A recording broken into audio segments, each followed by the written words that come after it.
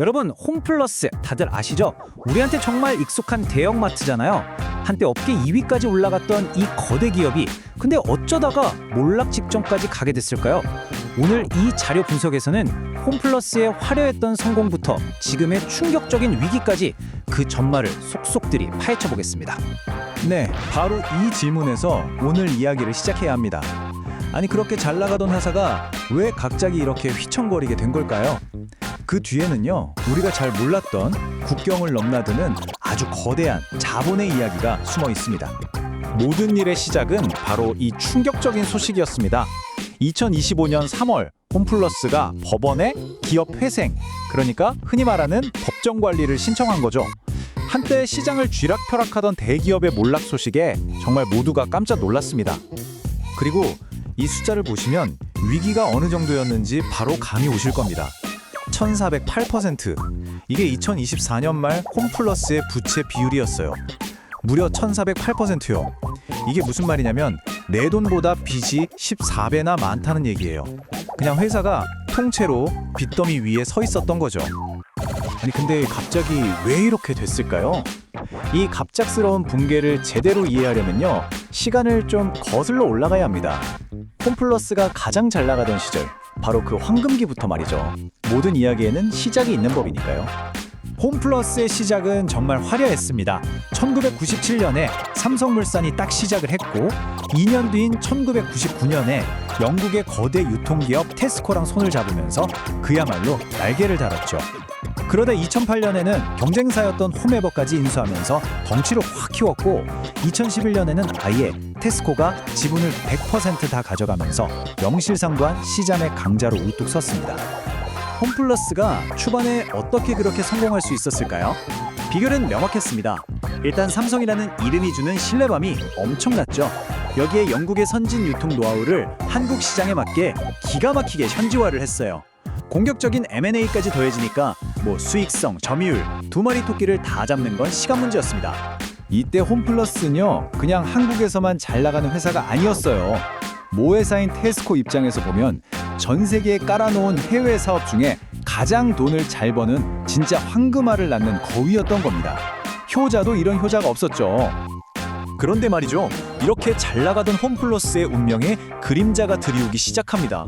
그것도 한국이 아니라 수천 킬로미터나 떨어진 영국에서요. 자, 지금부터 모 회사의 위기가 어떻게 이 효자 회사의 발목을 잡게 되는지 그 과정을 한번 따라가 보시죠. 그러니까 여기서 딱 정리하고 가야 할 게 있어요. 문제는 홈플러스가 아니었습니다. 홈플러스는 정말 건강했어요. 문제는 바로 그 부모, 영국의 테스코였습니다. 부모가 아프기 시작한 거죠. 2014년에 테스코 본사는 그야말로 최악의 위기를 맞습니다. 첫째, 어마어마한 규모의 분식 회계 스캔들이 터졌고요. 둘째, 알디나 리들 같은 저가 할인점들한테 밀려서 본진인 영국 시장 점유율이 그냥 곤두박질 쳤습니다.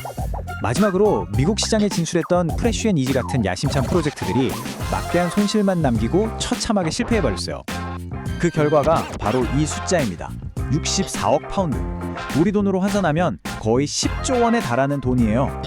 이게 2014년 한 해에 테스코가 본 세전 손실액입니다. 창사 96년 역사상 최악의 실적이었죠. 정말 충격적인 숫자입니다. 바로 이 지점, 여기가 이 비극의 시작점입니다. 한쪽에서는 한국의 홈플러스가 계속 돈을 벌어다주는 효자 노릇을 하고 있는데, 다른 한쪽에서는 영국의 모회사가 기록적인 손실에 스캔들까지 터지면서 무너지고 있었던 거예요. 이 너무나도 극명한 대비가 결국 홈플러스를 매각이라는 피할 수 없는 운명으로 밀어넣게 됩니다. 당시 테스코 상황이 얼마나 심각했는지는 투자의 신이라고 불리는 워렌 버핏의 이 한마디면 충분합니다. 그조차도 테스코에 투자한 건 엄청난 실수였다고 공개적으로 인정했을 정도니까요. 말 다 했죠. 결국 벼랑 끝에 몰린 테스코는 결단을 내립니다. 그리고 바로 그 결정이 홈플러스의 운명을 완전히 뒤바꿔 놓게 되죠. 이제 이 이야기의 가장 중요하고 또 가장 안타까운 세 번째 장으로 넘어가 보겠습니다. 당장 빚을 갚고 본사를 살려야 했으니까요. 테스코는 가장 아끼던 자식, 바로 홈플러스를 시장에 내놓습니다. 그리고 2015년 사모펀드인 MBK 파트너스가 7조 2천억 원이라는 천문학적인 금액의 홈플러스를 사들이게 됩니다. 자, 여기서 아주 중요한 금융 기법이 하나 등장합니다. 바로 차익 매수, 영어로는 LBO라고 하는데요. 이게 뭐냐면요. 쉽게 말해서 인수할 회사를 담보로 돈을 빌려서 그 회사를 사는 거예요. 좀 이상하죠? 결국 회사를 사는데 쓴 빚을 인수된 그 회사가 대신 갚아나가는 구조인 겁니다. MBK의 전략은 이 LBO의 교과서나 다름없었습니다. 첫째, 인수자금 7조 2천억 중에 5조 원이 넘는 돈을 홈플러스 이름으로 빚을 내서 마련합니다. 둘째, 인수하자마자 홈플러스가 가진 가장 알짜배기 매장들을 갈아치우기 시작해요. 셋째, 그렇게 확보한 연금 4조 원으로 뭘 했냐? 바로 자기들이 인수할 때 썼던 빚을 갚는 데 썼습니다. 넷째, 당연히 매장을 새로 꾸미거나 온라인 사업에 투자하는 그런 미래를 위한 투자는 올스톱됐죠. 이 그래프를 보시면 홈플러스의 현금 흐름이 어떻게 망가졌는지 한눈에 보입니다. 회사가 아무리 열심히 돈을 벌어도 그 돈이 회사를 더 키우는 데 쓰인 게 아니라 인수 과정에서 생긴 빚을 갚는 데 그냥 다 빨려 들어간 거예요. 자동차로 치면 엑셀을 밟아도 앞으로 나아가지 못하고 엔진만 계속 공회전하는 그런 상황이 된 거죠. 그 결과는 정말 치명적이었습니다. 돈 되는 부동산은 다 남의 손에 넘어갔고요. 심지어는 자기가 팔아버린 그 매장에 이제는 비싼 월세를 내면서 장사를 해야 하는 정말 아이러니한 상황이 된 거죠. 그동안 쿠팡 같은 이커머스 기업들이 무섭게 치고 올라올 때 투자할 총알이 없었던 홈플러스는 그냥 멍하니 쳐다볼 수밖에 없었습니다. 그리고 결국 오랫동안 곪아왔던 상처가 터지고 말았습니다. 현재 홈플러스가 마주한 이 냉혹한 현실, 그리고 이 사태가 우리에게 던지는 질문들은 과연 무엇일까요? 마지막으로 이 부분을 짚어보겠습니다. 2023년 재무제표를 보면 상황이 얼마나 심각한지 알 수 있습니다. 영업손실만 약 2천억 원, 순손실은 거의 6천억 원에 육박해요.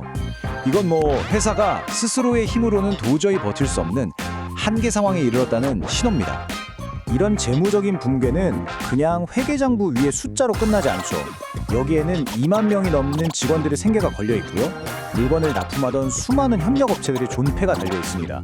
또 매장이 문을 닫으면 지역 경제도 타격을 받겠죠. 한때 모두가 믿고 쳤던 브랜드의 미래가 이렇게 불투명해진 겁니다. 이런 절박한 상황에서 MBK 파트너스 회장이 남긴 이 말은 참 많은 생각을 하게 만듭니다. 홈플러스의 기업회생이 언론에 약간의 잡음을 일으켰다.